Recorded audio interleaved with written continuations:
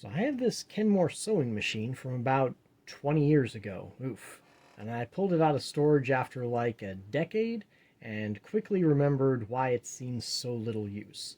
Apparently, it's a common problem with a lot of sewing machines where if you try to make it go slow enough for a novice to control, or if you're trying to make a tight curve, it'll just sit there and hum at you until the motor is finally receiving enough power to overcome the static forces of the machine. And that amount of power is also enough to make it go really fast.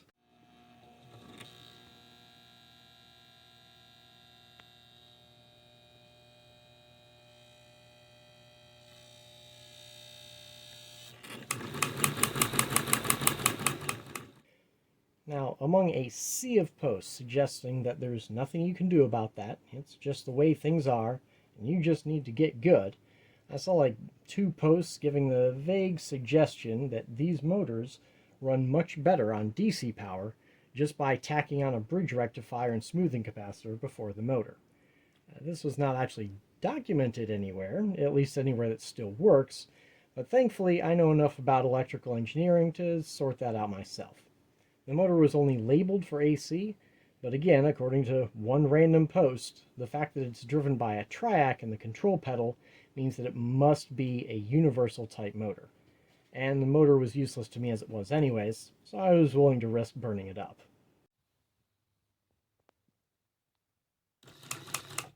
Ooh.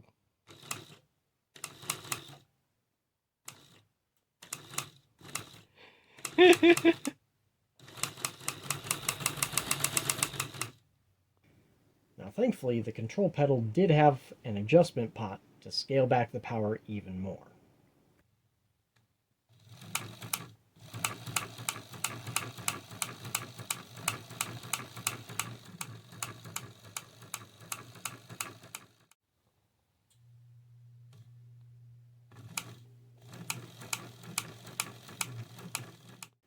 Now it has just a slight lead in where there's not enough power, and you can tell it's running on DC because it doesn't hum.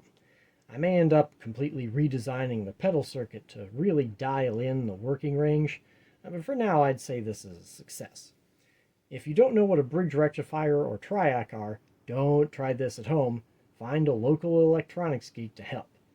But if you do, I can highly recommend looking into this hack. Just pay close attention to where all the screws go.